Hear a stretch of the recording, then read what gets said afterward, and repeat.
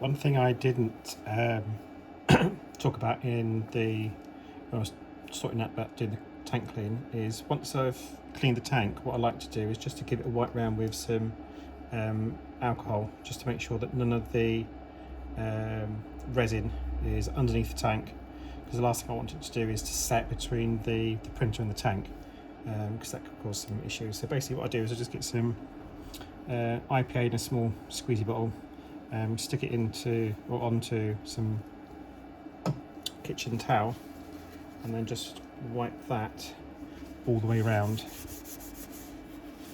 the tank, and then I'm happy then that there's no excess resin where we don't want it.